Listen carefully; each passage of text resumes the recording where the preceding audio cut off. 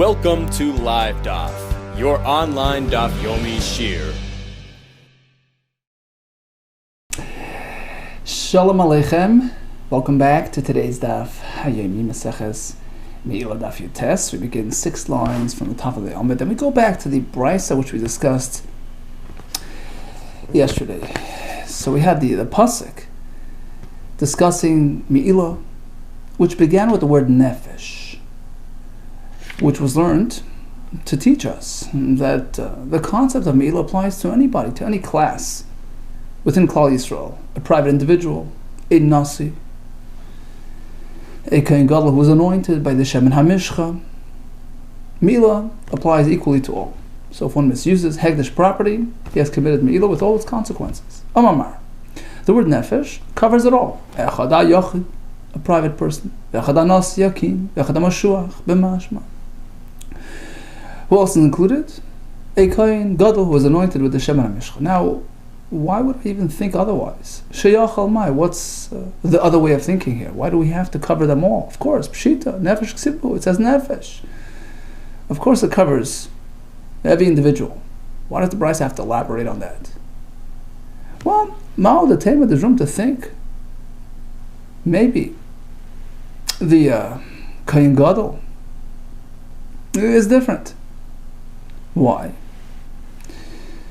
Because the pasuk says regarding the Shemen HaMishcha, Amar Rachmana, Vashar Yitein Mimenu al Zor. That's the special oil, fragrant oil. You're not meant to place it on a Zor, unauthorized person, stranger. V'hai, now this person, this kohen gadol, who was anointed with this very oil, maybe he's not classified as a Zor with respect to Hegdish materials. V'hai lav Zoru. Because he was anointed with this oil. And therefore perhaps he's exempt from MEILAH. Kamash malon. That's why the Brisa has to emphasize. From the word nefesh, we have it all covered.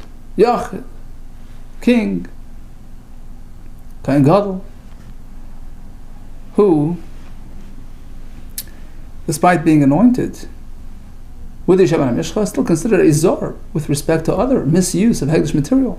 And some of Farshim learn that the Gemara is also covering the MEILAH, who also gets anointed with the Shemen HaMishcha. In any case, we're all equal under the law. Now, we had a connection.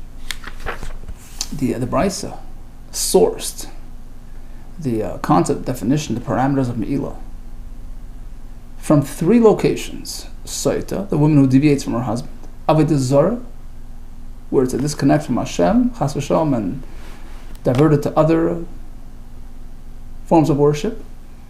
And we connected it to Truma as well. And all 3 provided the understanding, the guidelines, the definition of the MEILAH violation. Now, why do we need 3 sources? Each one provides a specific mode of clarity here. Why does the Torah connect MEILAH to all 3 sources? To teach us 3 different aspects of MEILAH. L'saita, the connection to Saita is to teach us. See, over there, she wasn't physically blind. There was no physical deterioration, so to speak, because she had already interacted with a man. She was a married woman before she deviated and diverted to the other fellow. So that's not called pagam. There's no pagam there. So you have the hano, you have the satisfaction from the diversion, but without a pagam. And that comes to teach us that regarding MEILAH, in cases where pagam is not a factor, we discussed this yesterday, right? There are different types of MEILAH. Typically, MEILAH entails having hana, worth a pruta, in conjunction with a wearing down of that item by the value of a pruta. That's only when it's an item that gets worn down, which is prone to deterioration. But otherwise, if it's resistant to deterioration, a piece of jewelry, etc., which is not easily worn down, there the pagam component is not necessary. Hano entails just, the MEILAH entails just merely having the hano, and that's what we see from the Saita. We have hano factor without the pagam factor, and that also constitutes MEILAH. The avagavdali pagam, even though There's no pagam. Likewise by hegdish. Me'ilah can express itself in that way. For instance, by the jewelry. Nas nutabas biyada, she placed the hegdish ring on her finger and she used it and she enjoyed it. Ma'ala, she committed me'ilah. What's the connection to avodah zarah? There it's exactly the reverse. There is a pagam without hana. There's not much to gain from worshiping idols, but there's a pagam, there's a disconnect, there's a chilul Hashem, there's an element of destruction there, so to speak, disconnecting from the real source of life. So there's pagam without the hana. The point of connecting to avodah zarah to tell us that in fact, when destruction is part and parcel of the activity, you need to have that element of destruction. Likewise, a person takes a tool of hegdish, an axe. If he uses the axe of hegdish, it needs to be some sort of blemish, some sort of wearing down, worth a bruta, diminishing in value, to qualify as me'ilah. And what's the point of connecting to truma? Actually, truma, just like my truma, the pasuk says, only eating of truma generates that liability of paying back the keren and the extra fifth. Only suppose a person just takes an apple of truma, destroys it, doesn't trigger the whole consequence. Likewise by hegdish, mere destruction does not qualify as me'ilah. That's not considered a diversion, a misuse. Just destroyed it, right? For instance, a food item which you just destroyed, is potter from me'ilah. So now we understand why we need to connect me'ilah and derive its definition from 3 different sources.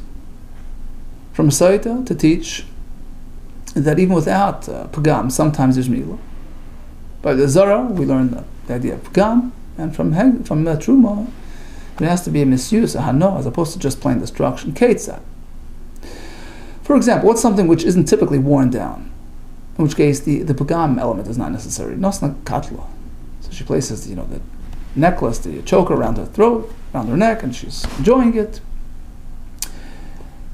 As long as she had hana of a pruta, she committed me'ilah. Amalei Rav Kahana, he asked the question, Rav Zvid, really? Gold doesn't get worn down with the hava lav bar ifkumihu?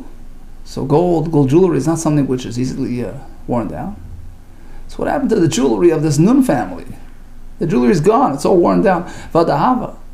But the gold jewelry, the kalsi of the daughters-in-law, the Nun of this fellow called Nun, like Yeshua ben Nun, he was a wealthy man and his daughters-in-law just wore out their jewelry. They waited after a while, it was missing. Where'd that gold go? Normally he says maybe they threw it to the same place that your daughters-in-law threw it. They didn't take care of the jewelry. Of course it gets worn down, but typically when you look after your jewelry properly, it's not going to get worn down. The Rami Kalasechu, maybe they put it in the same place as your daughters-in-law threw their void. Furthermore, of course, eventually down the road it's going to get worn down, but it's not easily worn down. It's not something which deteriorates on a regular basis. So it's not something which visibly deteriorates, in which case the pagam element is not needed. Void nihi, true. That on a short-term, use basis, you're not going to have the hana and the pagam happening. Meaning it's not easily worn down. Altar, like we say on Rosh Hashanah, altar chaim tovim, right? It's not immediate effect, but of course down the road, eventually, it's going to slowly wear out. On a long-term milah ikap, of course there's pkima, right? But since it's not an inherent element of its regular use, of its regular function, it's not an immediate, result, so to speak, of its regular use. So me'ilah could happen without it. So again, if it's something which typically deteriorates as you use it on a regular basis, then a misuse is only quantified by A, having hana, and B, affecting and diminishing the value of the item. But otherwise, hana suffices for me'ilah. Hana min chatas. The Mishnah concludes with the person who uses a chatas. The Mishnah says if it's still alive, then the pagam element is required. But once it's mace, merely hana triggers me'ilah. Now, what are we talking about? A chatas which is ready for hakrava michti. Look, ibu behema tmima, if we're talking about an unblemished chatas meant for hakrava, Hainu koshel zav. And that's the case. If that's the case, it's just like the gold dish there. It's unaffected by its use. It doesn't diminish in its value. It's a carbon for hakrava. Use it, don't use it. It's going to be the same, have the same value. It's going to be fit for hakrava. So then, the v'gam element should not be required. I'm not talking about unblemished. We're talking about a blemished chatzah. It's meant to be sold. And the more you use it, the more you diminish its value. So since it's something which is susceptible to diminishment of value, the begam element is required for Meilah. Return to the base. Nana b'chatzi pruta, upagam k'chatzi pruta. So he had some benefit, worth a half a pruta. At the same time, he also ruined it by that amount. So Rashi says, for instance, he put on a hegdish jacket, which provided him a half a pruta worth of anah. At the same time, he caught a nail on the side and bore a little hole, diminishing its value by a half a pruta. That doesn't qualify as Me'ilah, which needs to be a full pruta of worth of A, hana, and B, pagam. So even though you're going to combine it together for a pruta, it doesn't work.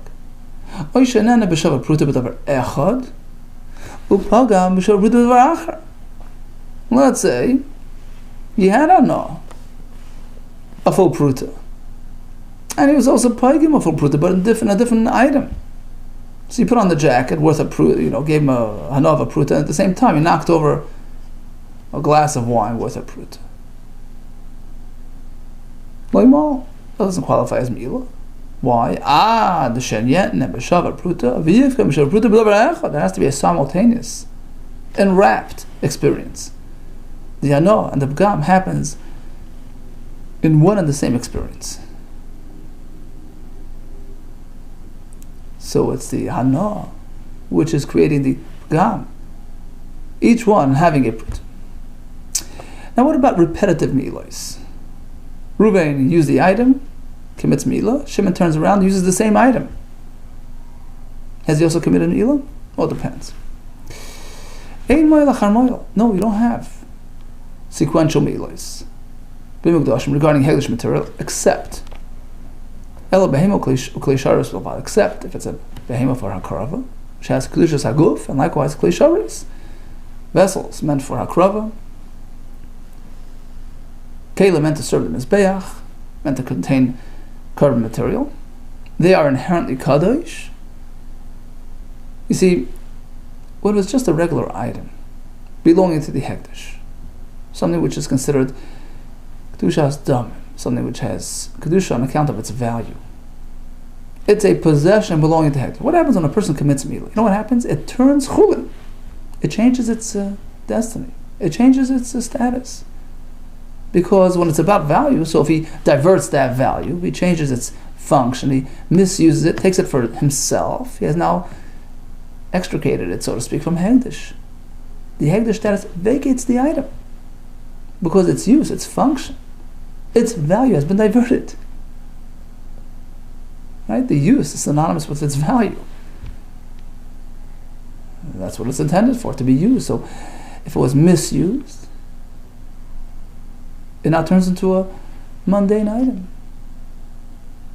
It turns into chul. In which case, if somebody comes and uses it again, he has not committed Me'ilah. But when it's something which is a behema from mizbeach klei, which has inherent kedusha, that's not on account of its value per se. That's inherently kaddish. That cannot be modified. That cannot be vacated. So even if Me'ilah was done to the item, it remains kaddish. It maintains its kedusha. In which case, if a person comes and does the same Me'ilah again, it's another act of Me'ilah. Ketzah, for example, Rachav al Gabe behema. Reuven rode on the behema of carbon. Rachav. Shimon comes along, does the same. Levi comes, does the same. Kulon me'al, they all committed Me'ilah. The same thing with the klei sharis. Shasa b'klei shazav. Reuven used the golden klei sharis to drink from.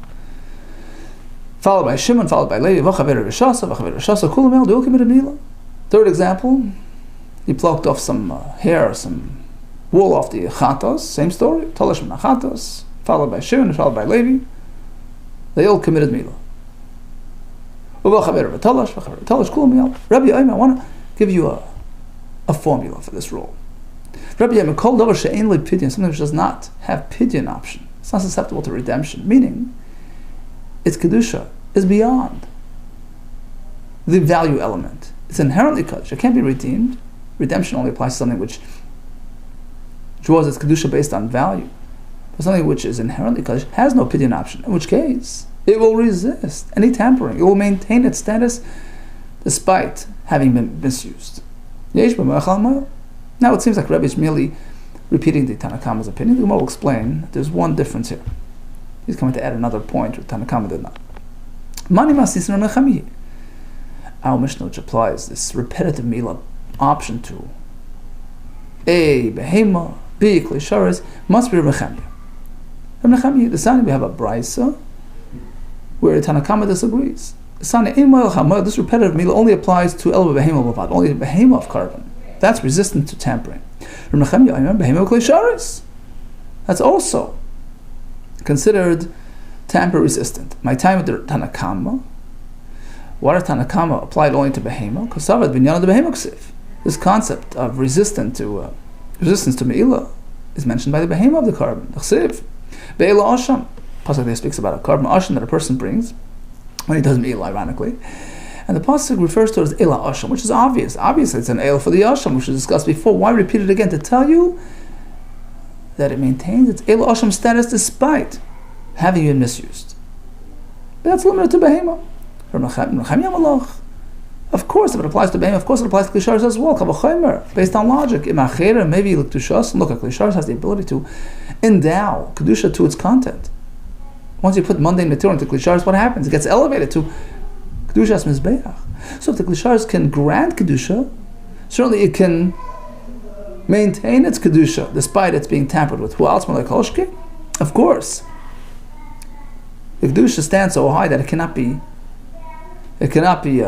affected by MEILAH. Rabbi Eimer, let me give you the rule. Something which is not pidyon enabled can have a repetitive MEILAH done to it. Tanakhama, it seems like it's merely repeating Tanakhama, who said the same. Something which is not pidyon enabled, i.e. it's inherently kaddish, can have repetitive MEILAHs.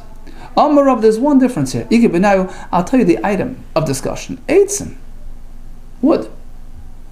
So according to Rebbe, one can actually be makriv wood, and it turns into a type of carbon, in which case has the same status as an animal carbon, in which case double MEILAH will apply.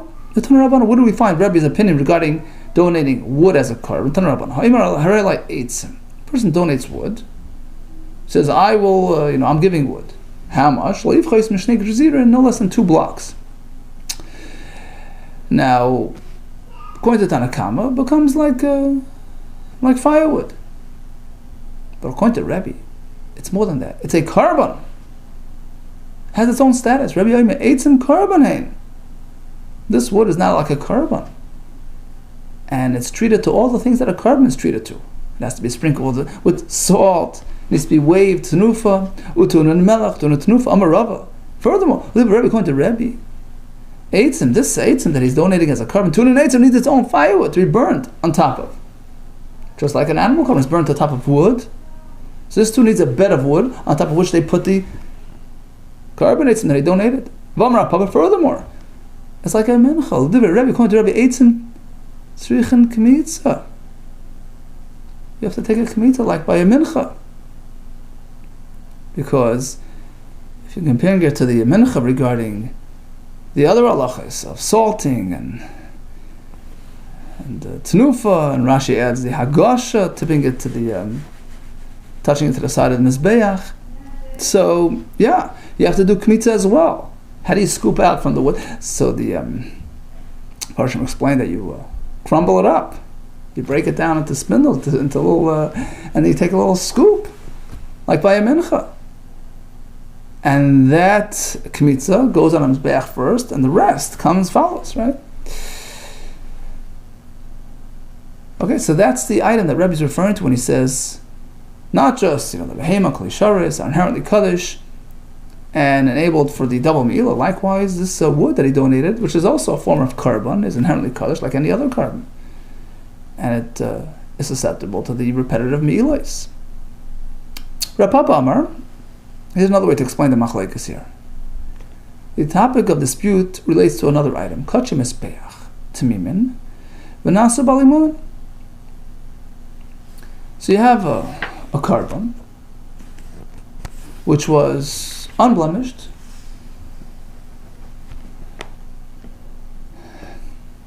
and then it became blemished. So really at this point you have to, get it redeemed. And he went and he shechted it before he redeemed it. What happens now?